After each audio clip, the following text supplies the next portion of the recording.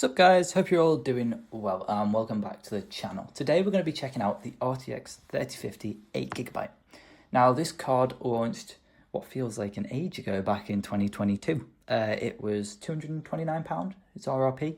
Now weirdly they're still selling around this much, like on Amazon you can find them new for £210. Do not buy them new. Just to spoil the rest of the video. But yeah, we're going to be checking out, running some benchmarks and well yeah, I hope you enjoy the video.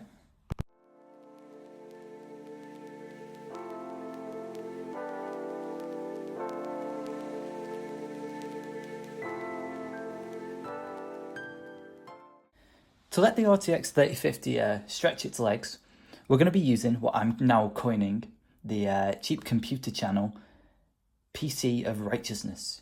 It's got a Ryzen 7 9700X in it and 32GB of DDR5. So hopefully that lets the RTX 3050 reach its true potential today. And yeah.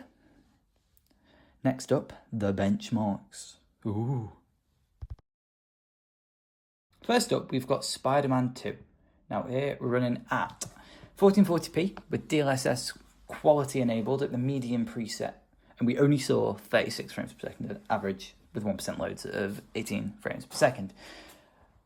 Not exactly a good start for the RTX 3050 here.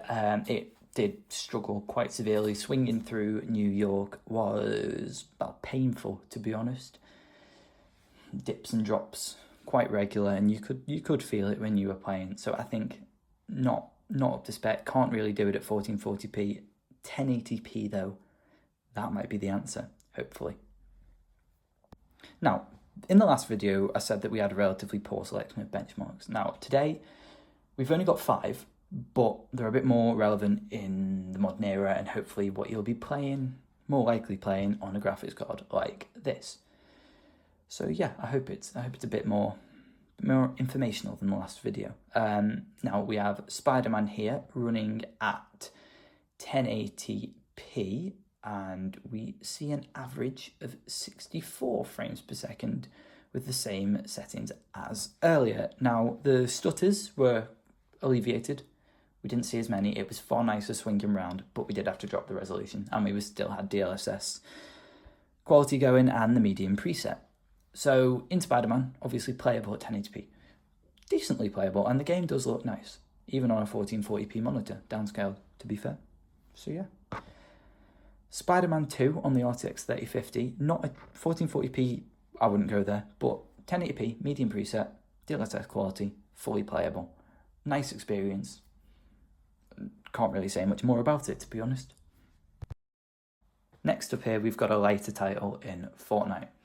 So here we've got Fortnite running at 1440p with DLSS quality enabled at the competitive settings. So low everything and then epic view distance. Here we saw an average frame rate of 153 frames per second and 1% loads of 107. Honestly, couldn't really feel the stutters. It was a very nice experience, really smooth. Yeah, generally really playable. You'll probably see me dying quite a lot in these clips, but yeah, I mean, that wasn't the graphics card fault. That was definitely me just being bad at the game. Overall, yeah, we're leaning on DLSS quality, but the card has it, so we may as well use it. And obviously with modern DLSS now, it's really quite hard to tell it's even active, for me anyway, so use it, benefit from it. I mean, 153 frames per second. If you need more than that, drop it down to 1080p. But yeah, very playable experience and, well, competitive, clearly. I mean, next up, we've got The Last of Us Part 1 running in 1440p, using DLSS quality to help get that frame rate up again, and the medium preset. Here we saw an average of 54 FPS with 1% lows of 42. Game was very playable, not many stutters to be honest, and nice experience overall. Yeah. This kind of surprised me, to be honest. I was half expecting performance to be similar to that of Spider-Man, where we would be in the 30s at 1440p, but no, it was good. Quite impressed. At 1080p, we saw a bump up in the frame rate by about 10 FPS.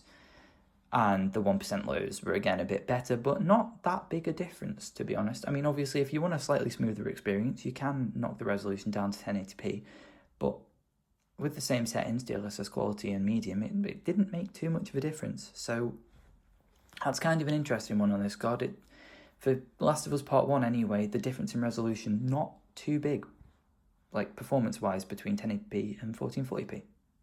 Now, given this is an 8GB card, I think we've got quite a good bit of leeway here with the VRAM. The highest we saw was in Spider-Man, and that was using up to about 7GB of VRAM. But to be honest, overall, I know in 2026 it's the norm to say, oh, go and get a 16GB card, 8GB is too little. But for the RTX 3050, I think it's sufficient for most games. I mean, realistically, it's not going to be pushing the settings up too high to the point where you need that higher VRAM figure. And yeah, I mean, you're not really going to be using RTX on this card. Realistically, it's just not functional. I haven't included any RTX benchmarks here today just because of that. It's not the greatest experience. Yes, it's an RTX card, but it's not really. I mean, I wouldn't turn it on. So yeah.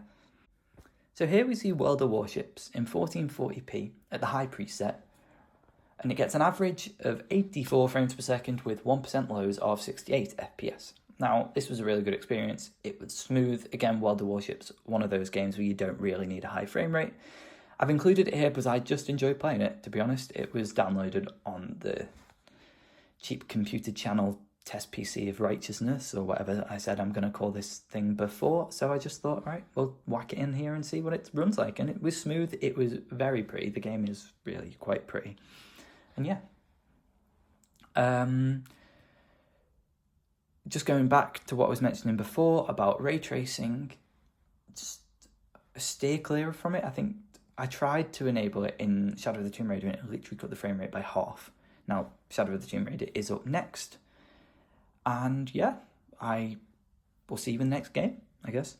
As I mentioned, here we've got Shadow of the Tomb Raider running at 1440p with DLSS quality at the high preset this time. We saw an average of 79 frames per second with a 1% low of 65 FPS. This was just running through the benchmark. It seemed pretty smooth, obviously. It's a really pretty game, an older title, but still relatively demanding. And again, RTX 3050 handled it pretty well at 1440p. Sound performance, and it was similar in game, to be fair. So yeah, impressive. Just while we let the Shadow of the Tomb Raider benchmark run on screen, I thought I'd talk about what else you can get for around this price. So if you look on the used market, we'll take that and we'll say about £140-ish.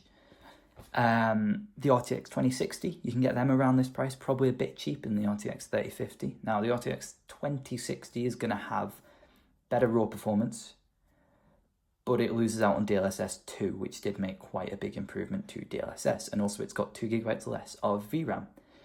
Now, on the AMD side, I assume you can get like RX 6500 maybe? RX 6500 XT for around this price, or somewhere near it. I mean, in the £100 to £200 ballpark range anyway. And depending on the price disparity, I think the RX 6500 XT is going to outperform it. But I've read somewhere that AMD are cutting driver support for that now, so that's a bit of maybe a no-go actually. We're just running through Firestrike now on the screen, and the score here was obviously quite high. I mean, no surprise, it's a modern graphics card running an older benchmark. It wasn't going to have many struggles here. 14,000 points, I think, the overall score ends up being, which is pretty good.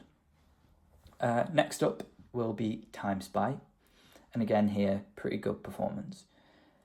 Now, the only other test I've really got is to the GTX 560 Ti, which probably not the best benchmark, but I've put it on a little performance chart at the end of the video just to give you an idea of the performance disparity here. So yeah, the RTX 3050 8GB. If you can get a good price for it, the performance is still there. You can still run games. It's still going to be fine. However, I'd say any more than about £150, just go for an RTX 2060 if you can get one for like 120 quid. It just makes more sense. But yeah, again, thanks guys for watching. I hope this video is a bit more useful than the last one, and yeah, see you in the next one.